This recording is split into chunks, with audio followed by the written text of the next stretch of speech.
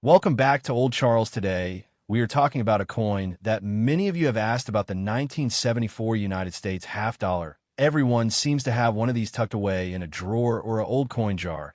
And the big question is always the same: what is my 1974 half dollar worth? Well, grab your coin and let's take a deep dive into its history, its varieties, and its true value in today's market. First, a little bit of context. The 1974 half dollar is a Kennedy half dollar. It features the portrait of President John F. Kennedy on the obverse and the presidential coat of arms on the reverse. These coins were first minted in 1964, just months after President Kennedy's assassination. As a memorial, the 1974 issue comes from a period of high demand for circulating coinage, but it is also a very common coin. Let's break down why the United States Mint produced a massive number of these coins in 1974. They were struck for general circulation at two mints, Philadelphia and Denver. The San Francisco Mint also produced proof coins for collectors' sets, but today we are focusing on the business strike coins mint for everyday use. So let's look at the mintages. The Philadelphia Mint struck over 201 million half dollars in 1974.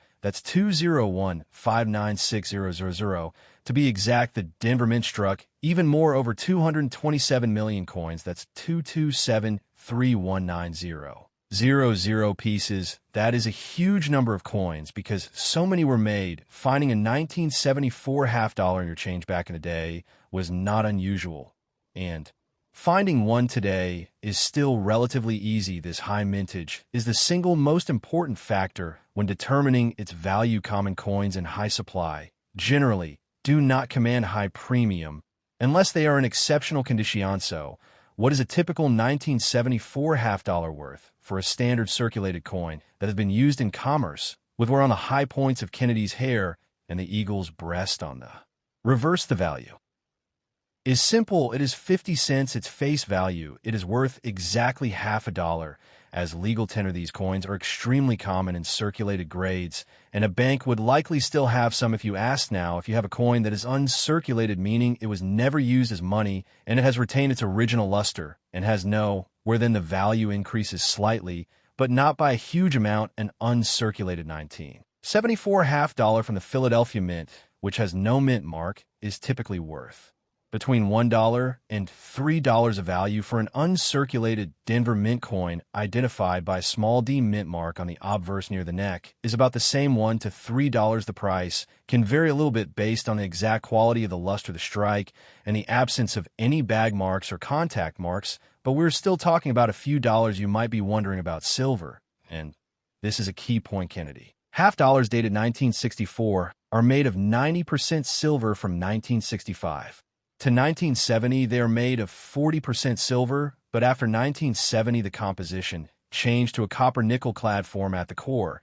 is pure copper, and it is clad with an alloy of 75% copper and 25% nickel. This means your standard 1974 half dollar has no silver content. It has no melt value based on precious metals. Its value is purely numismatic or collectible. Now, let's talk about something more exciting, a potential error variety that can be valuable. Some 1974 half dollars exhibit a phenomenon known as a double die. This is a minting error that occurs during the process of creating the coin dies. It results in a noticeable doubling of the design elements. The most famous and valuable variety for this year is the 1974 double die obverse, often abbreviated as DIN.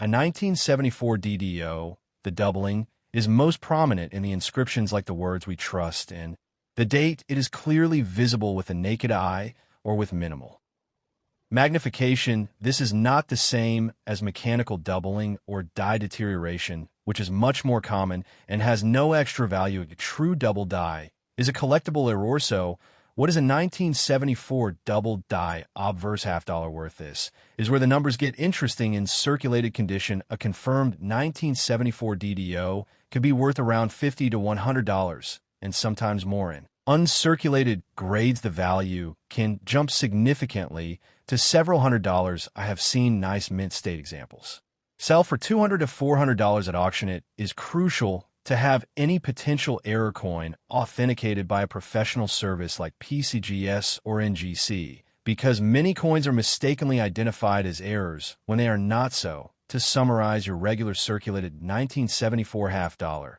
is worth 50 cents. Your uncirculated example is worth $1 to $3. And if you are one of the very lucky few who has a genuine double-die obverse variety, you could be looking at a coin worth $100 or much more. The story of the 1974 Kennedy half dollar begins not in 1974, but a decade earlier in the tragic aftermath of November 22, 1963. The assassination of President John F. Kennedy sent the nation into a profound state of grief and mourning. Almost immediately, there was a public and governmental push to honor his memory on the nation's coinage. The half dollar, a prominent denomination, was chosen, but the process moved with remarkable speed.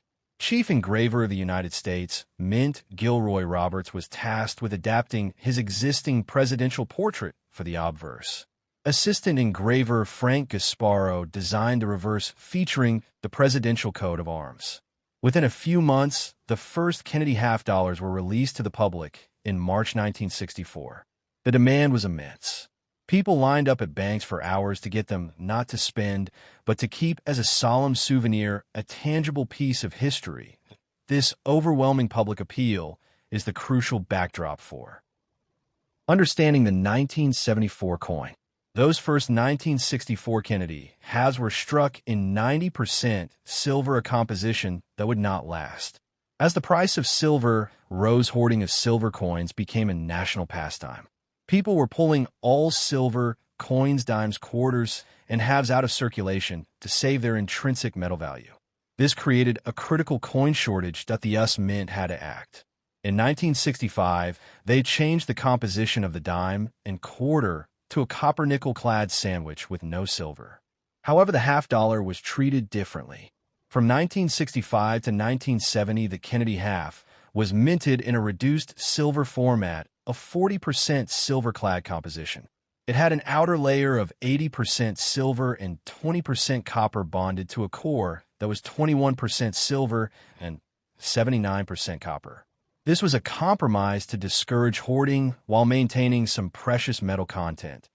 But by the early 1970s, this compromise was no longer sustainable.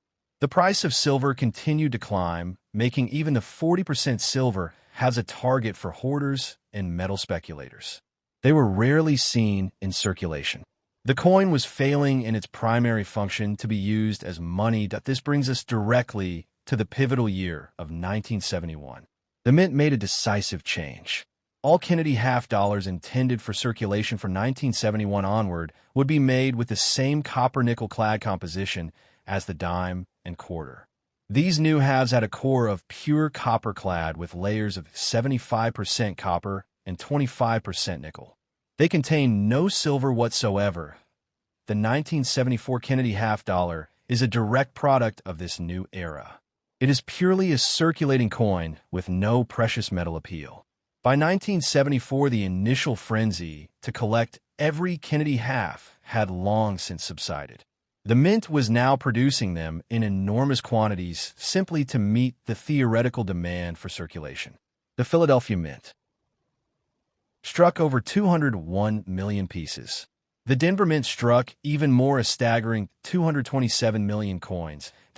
This massive mintage is the single most important historical fact about the 1974 issue. It was made in an age of abundance, not scarcity. It was a common coin. Despite this, public interest in collecting them remained low. Many people continued to save them out of habit or fondness for President Kennedy, but banks regularly received them back in deposits. They were a workhorse coin that many Americans handled, but few closely examined. This leads to an interesting historical footnote: the 1974 double die obverse. This error variety, created by a misalignment during the die creation process, resulted in noticeably doubled lettering on the obverse. In an era of such high production volume, errors could and did slip through. While a fascinating collectible today, even this error was produced in relatively significant numbers compared to other rare double dies, making it accessible to the average collector. The historical journey of the 1974 half dollar reflects a significant transition in American numismatics. It marks the point where the Kennedy half-dollar fully transformed from a special memorial coin and a store of silver value into a purely modern circulating currency. It represents the end of an era where silver was a part of everyday money. Today, the 1974 Kennedy half-dollar is a piece of history. It is a relic from the 1970s, a time of bicentennial fever and economic uncertainty. It is a direct descendant of those emotionally charged 1964 coins, but its story is one of industrial-scale production and changing economic realities.